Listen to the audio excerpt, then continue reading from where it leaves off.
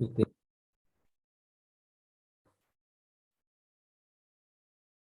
All right.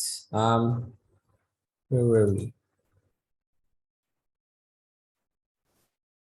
Oh, I was gonna I was going to.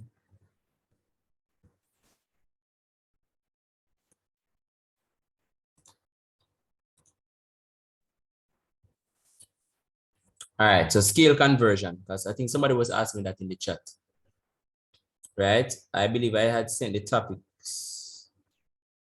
Was it that group? I've got to check the topics that were coming on the multiple choice.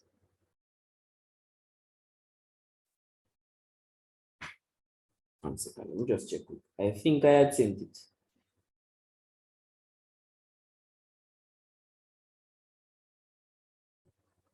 Korea joke, I know that it's in the group. All right. Yes, I did. I'm just highlight it in the group.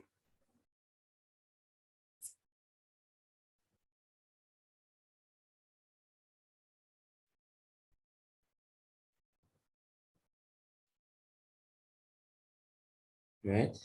Yeah, so the scale factor. Somebody was asking me about the scale factor. How do you convert when you're referring to the scale factor? So let's say you're working with a scale of 1 to, I don't know, 1 to 50. Zine 1 in 50. What that 1 to 50 means is that 1 unit on paper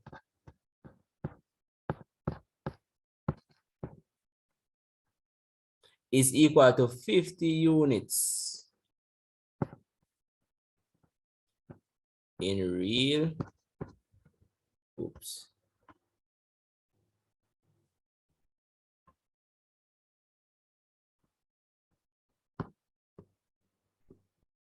In real life. So 1 unit on paper equal 50 units in real life. So if you're trying to join, for example, most building joints that we do as architects are drawn in the scale of 1 to 50, right? So if we draw a door and that door is 3 feet wide, on the paper, let me use a different example. If I draw something on the paper and on the paper it is, I don't know, 10 millimeters. Yeah, let's use a nice rounded figure. Let's say I draw something and on the paper itself, it is 10 millimeters. In real life, that object, would that be a window, door, wall, whatever, 10 millimeters, it will be 50 times that. So 50 times 10 is 500. So it will be 500 millimeters in real life. So to convert using the scale, you simply multiply by the number that represents in real life. So in this case, the 50. So let's do a little math. If we have a scale of 1 to 50, and we have an object that is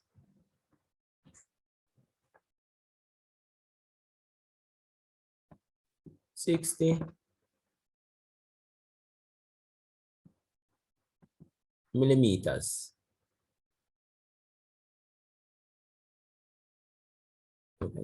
Yeah.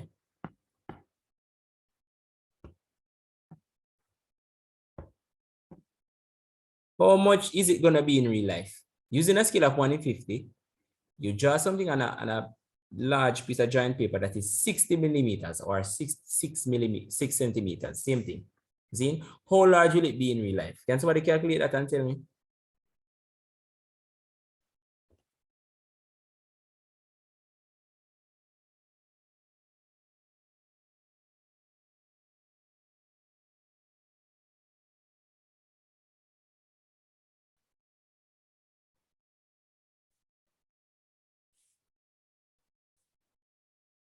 I lost. All right. Let's put it this way. When you draw something on paper as an architect, a draftsman, an engineer, right? That's what in with me. We use a thing that we call a scale, which is this thing here, scale. The reason why we use a scale is to ensure that you are able to represent the building or the house or the whatever structure you're making. You're able to represent that proportionally on a piece of paper. So put it this way. If you're supposed to draw a house, there's no paper big enough for you to draw the house to the exact size that you're going to build it. Okay, that's a whole lot of paper and that's a whole lot of drawing. Right? So the purpose of using a scale is to basically scale down the size of the house. Just like a model, just like how you have a real car and you have a toy car. The toy car is a model or a scaled down version of the real thing. Right? And a lot of times when you're about to make new vehicles, sometimes they make a small model of it for representation purposes. Like for example, bringing it to a stakeholders meeting or to show investors, right? You just have a small toy car that represents the actual thing that you're planning to build, right? It's the same thing for drawings. The drawings is a scale down model of the actual building that you plan to build. So they use this idea of a scale to ensure that everything on the drawing is proportional. Me lost anybody? Or is that me lost at the calculation part? You can type in the chat, guys. If you're shy to talk, you can type in the chat.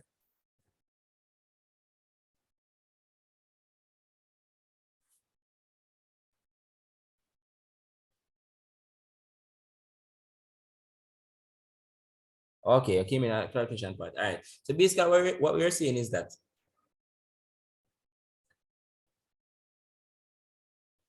in terms of the calculation, all right. So in terms of the calculation, all you need to know is that if you have a scale, whatever the scale is, 1 to 50, 1 to 20, 1 to 100, 1 to 200, if they give you the measurement on paper,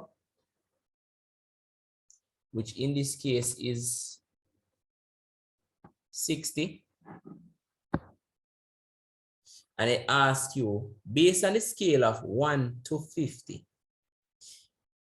if the drawing is 60 millimeters on paper, and that's why I put it over the 1, right? Because everything on the left side represents on paper. Everything on the right side represents in real life.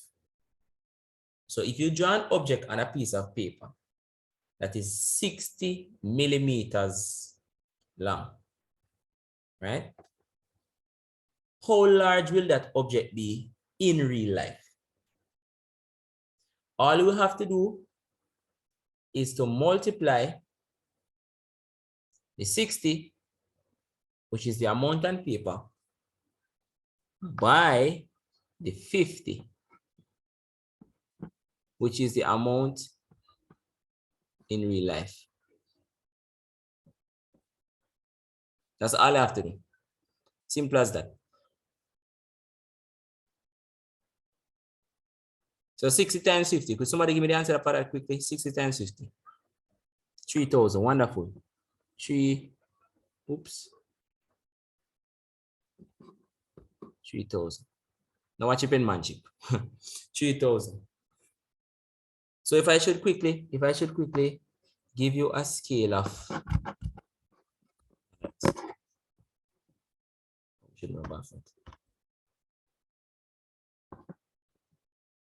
I change this to, let's say we use scale 1 in, scale 1 in 30, just for argument's sake, scale 1 in 30. And you are given, you draw an object that is 20 5 millimeters on paper. How large is that object, or will that object be in real life?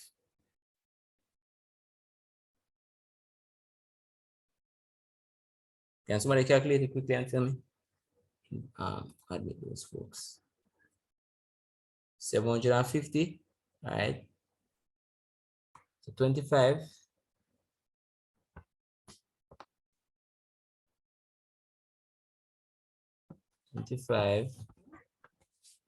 times 30 equals 750.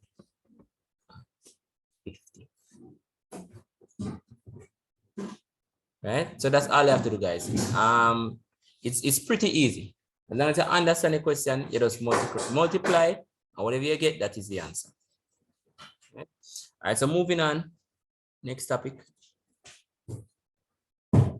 Next topic.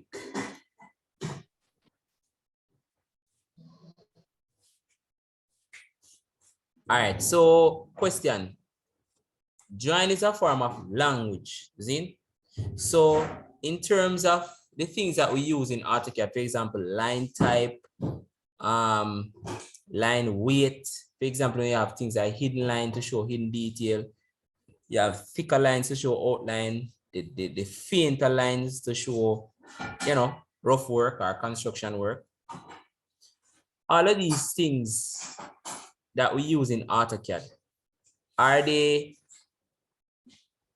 national languages or are they international languages? Are these things that anywhere around the world you go, you can use these things on your drawings and they can be understood? I probably shouldn't ask you that in a question. I'm gonna just tell you. When it comes down to AutoCAD, the line types that you use, whether broken line, continuous line, hidden line, phantom line, center line, in a drawing, faint lines, bright lines, all of these are a language that can be interpreted anywhere across the world. Just like we have Spanish, English, and French, see? Drawing is a language. So if I draw a floor plan here in Jamaica, I am supposed to be able to go to China with that floor plan and give it to some Chinese and them still use that floor plan and build it house properly. Because what a thick line means in Jamaica or in France or in England means the same thing in every other part of the world. Drawing is an international language, right? The symbol for diameter, same thing, right? So they'll be able to look at my drawing wherever in the world and reproduce that building or that structure or that engine part for those who are doing mechanical drawings, right? Did everybody get that? It's an international language. Yes, sir. All right, wonderful. Moving on quickly.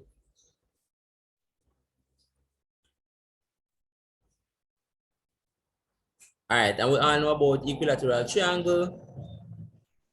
Has all sides equal and also all angles equal.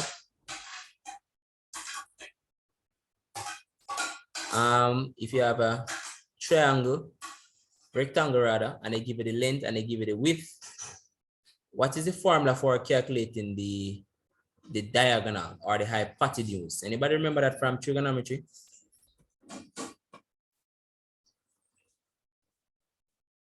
Sir, can you repeat? Sure. If I have a rectangle, right? And they give me the length 10, they give me the width 5. Just for example. And they give me the diagonal. How would I calculate? Which formula would I use to calculate that diagonal?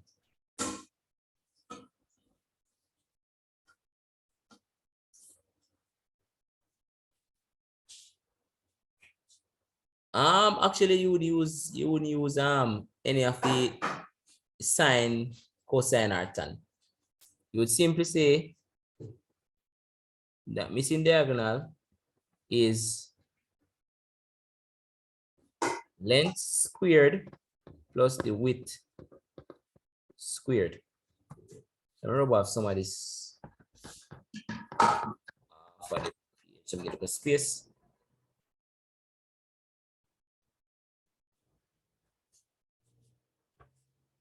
So length squared, the length in this case is 10 squared. The width in this case is 5 squared. 10 squared is how much? 10 times 10, guys. 100, wonderful. 5 times 5, 25. So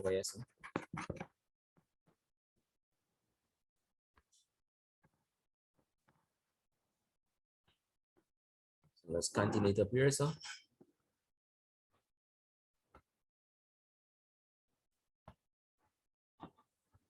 Oops.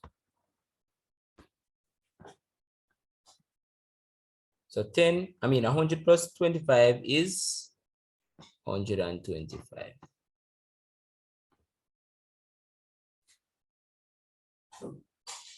Oh, my bad. I think let me solve something.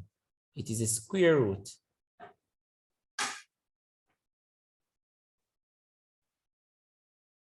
So 100 plus.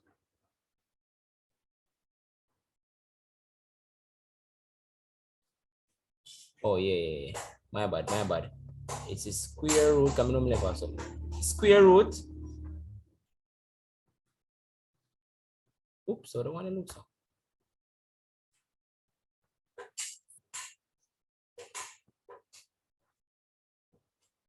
It is a square root of L square, the length square plus the width square. Right, that's the formula. So once you have the answer, you just find the square root of that. What's the square root of 125?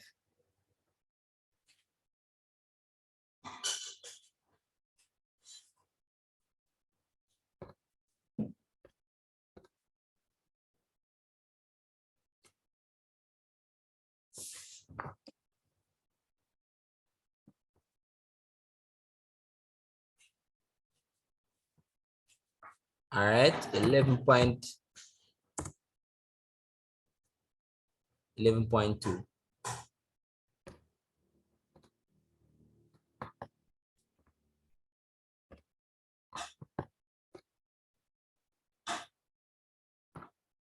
So the answer will be 11.2.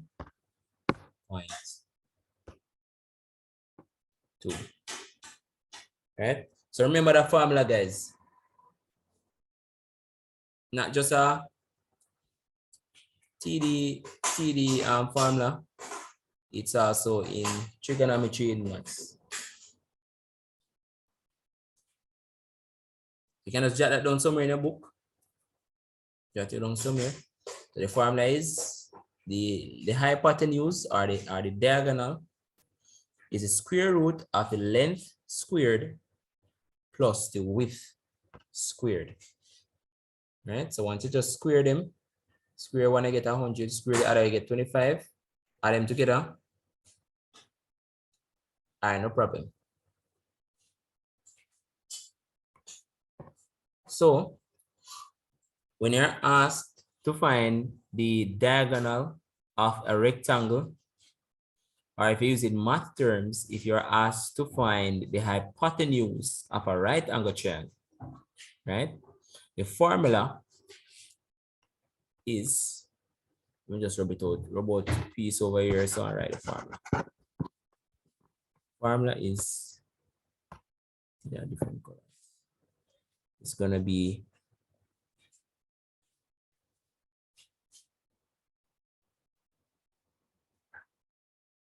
this is the actual formula. C square is equal to A square plus B square. That's the actual formula, guys. Where C represents the hypotenuse or the longest side of the right angle triangle, which in this case would be the one we have the question mark. See, the longest side of the triangle, the diagonal, that would represent C.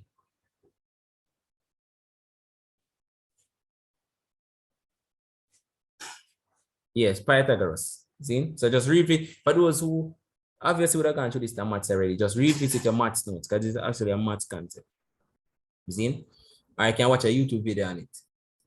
So the formula is c squared equals a squared plus b squared. And in order to find c, you simply take the square root of both sides. So if you should square root c squared and square root a squared plus b squared, the square root will cancel out the square. And that's why they told them one is the opposite of the other. The square, when you square a number, that is the opposite of you taking the square root of the number. So they cancel out each other. So the formula would, I actually picked up the formula from here, where c is equal to the square root of a square plus b square, where a is the, can be anyone, either the length or the width, and b can be the length or the width. So if a is the length, b is the width. If a is the width, b is the length. But c has to always be the hypotenuse. C cannot be interchanged. Right? So I basically picked up the formula from there. So this here, see, we have the question mark, square root sign, L square plus W square. I picked up the formula from that point. Right? But the formula starts though. The original formula is this.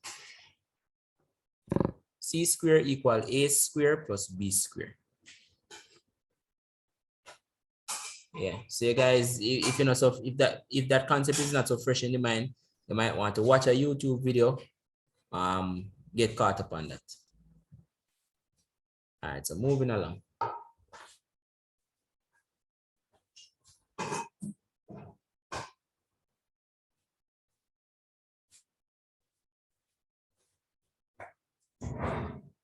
All right.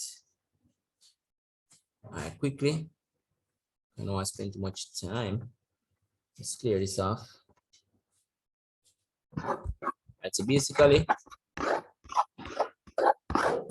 if you should have a shape, let's say you have a sphere. Let me not say a sphere.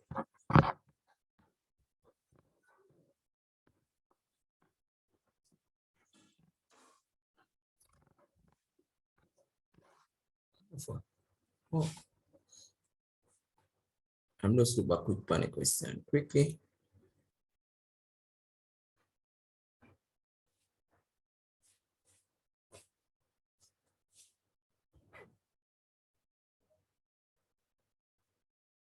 All right.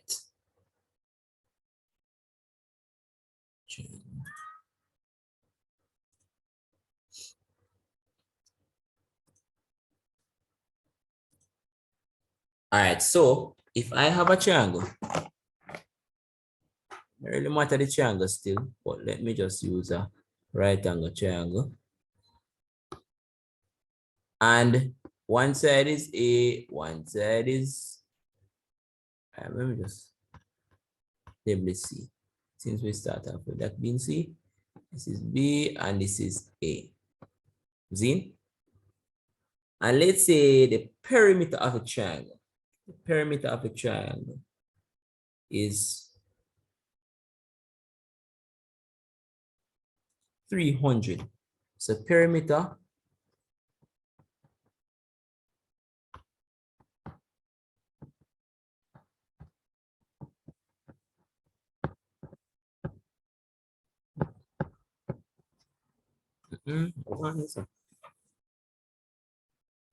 which I use the touchpad, guys, but give me a challenge. 300.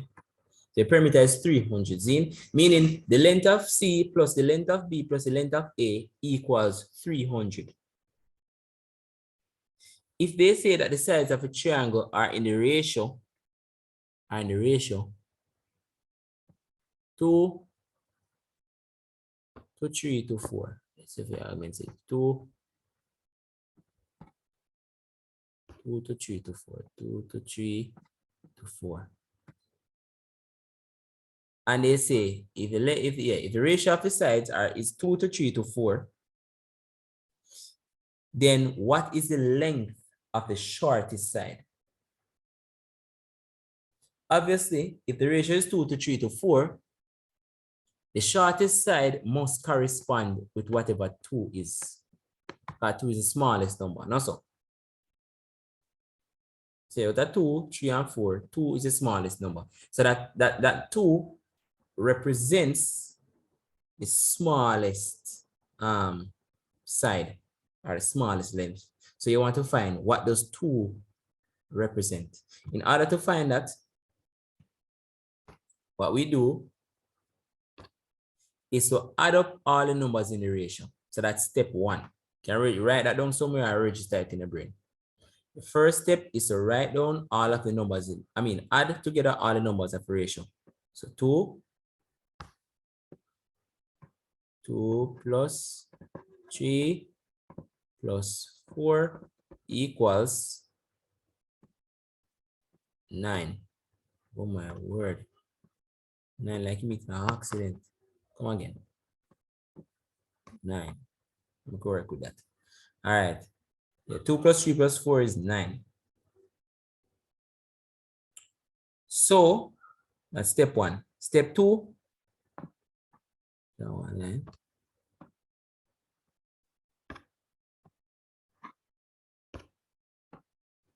Yeah. So step 2 is to divide the perimeter by the sum that you just got, the sum of all the numbers in the ratio. So step 2 now is going to be to divide 300 or the perimeter, whatever that is by the sum of the ratio, which is 9. And somebody please tell me what they get when they divide 300 by 9. You're going to get a decimal, but just tell me what you get.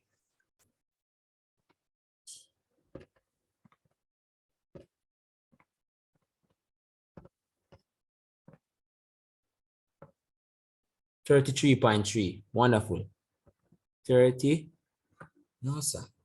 Oh, through my mouse on. Just park it for a minute.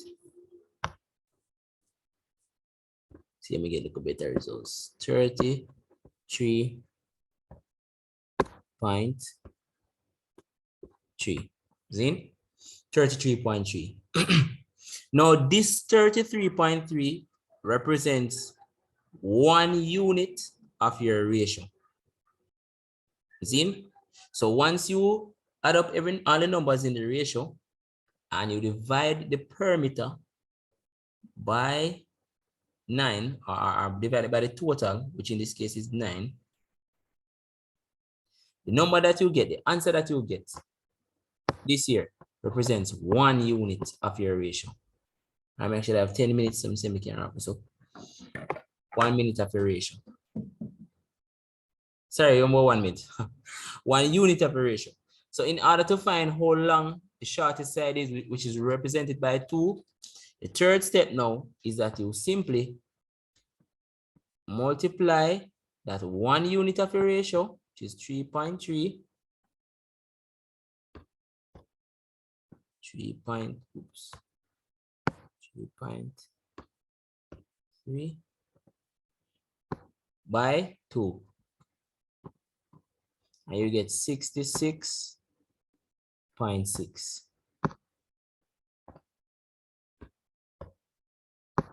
Point 6.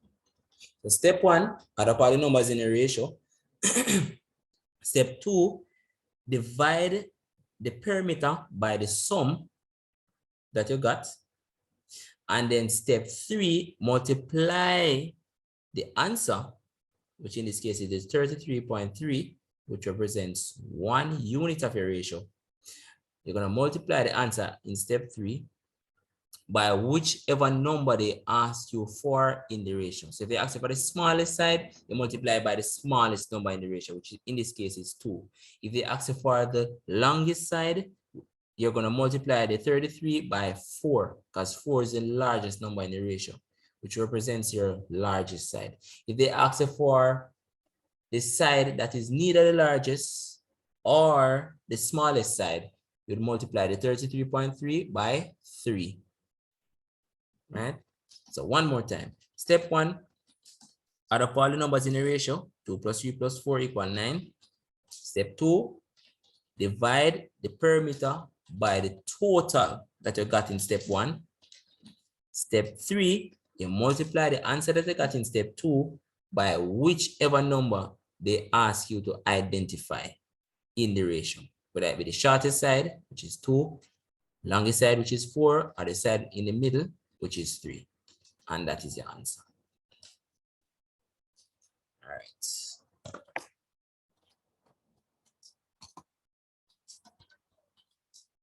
This is taking a little longer than I expected. Let me see if I can see if somebody might can wrap up quickly. All right, scaling triangle. I'm not even if you go over that. A 7-sided figure, guys, is called a what? 7-sided figure is called a. Most time I ask persons, they always say septagon, but a 7-sided figure is actually called a heptagon. Right? Wonderful, heptagon. Quickly, the distance around a circle is called a circumference. The distance around a circle is called a circumference. Next thing, first aid. I'm gonna just give you this one because I never taught this one. Though if you guys aren't great, well, true. Most of you guys probably are not doing. Let me not assume, because together with TD, you guys are supposed to be doing another vocational subject, whether it be building technology, mechanical, or electrical. But just for argument's sake, one of the prerequisites is actually safety in the workplace and first aid. So we have, I think we have at least one question on that, right? I'm just gonna read it straight. Which is the first step that should be taken if a person receives an electric shock in a workshop? See? And a common sense answer is to turn off the power source. Can't do nothing until you turn off the power source, or you are gonna put yourself in danger, right? Know the classes of fires, guys. So class A fire burns what? Paper, grass, just regular stuff. Class B is, I believe it's flammable liquids and gases. Class C is electrical fires. I believe class D is metals, and class K is cooking gas. But just look them over, guys. The class of fires. There's a question coming on that. All right, this other question says,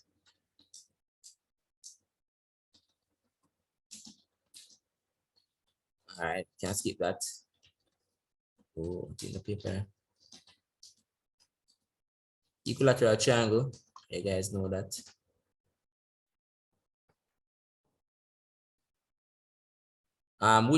Which of the following angles cannot be constructed?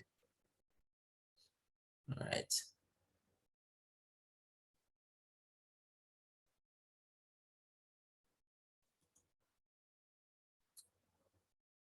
All right, so out of 315 degrees, 270 degrees, 225 degrees, and 220 degrees, which one of these angles cannot be constructed, right? The answer to that will be whichever angle. All right, so no, the time around for me. But anyway, as we said, the bisecting methods allows you to bisect angles technically accurate down to 15 degrees. So if you see a multiple choice question and it says, which one of the following angles cannot be bisected using construction methods, or cannot be constructed using traditional methods? Your answer has to be a number that is not divisible by 15. If it is divisible by 15, then it can be constructed. So if you see 300, you have to ask yourself, is 300 divisible by 15? If I punch in 300 by 15 in the calculator, do I get a whole number or do I get a decimal? So once you get a decimal, it cannot be constructed using traditional means, right? So just store that in your brain.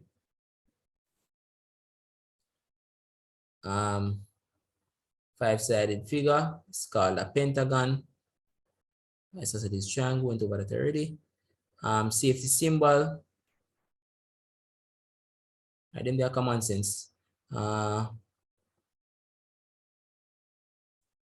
Right angle can be constructed if given the, what's the question for this?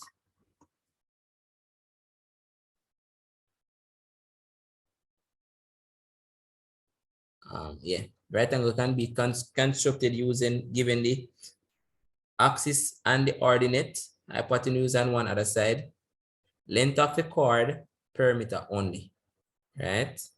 A right angle can be constructed given the axis, which is the x and y coordinates, how tall it is, how long it is, and the ordinate. See, that's the answer for that. So put it in the chat, axis and ordinate. Axis and ordinate.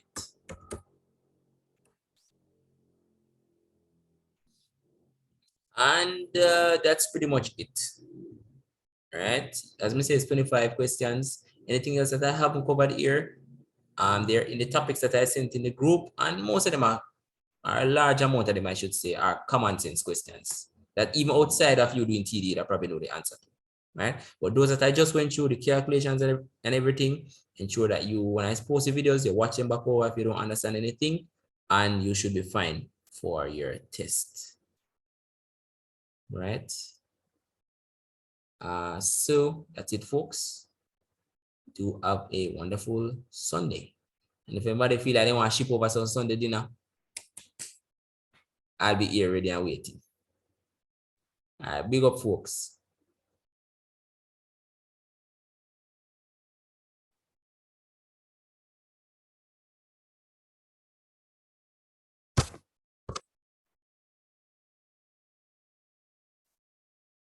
Yeah, man. Bless, bless.